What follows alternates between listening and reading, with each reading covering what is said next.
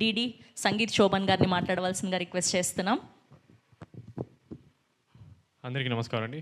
Media మిత్రులకి thank you so much. ఇక్కడికి వచ్చారు, కొంచెం లాస్ట్ మినిట్ అటు ఇటు ప్లాన్ అయినా సరే వచ్చినందుకు థ్యాంక్ యూ సో మచ్.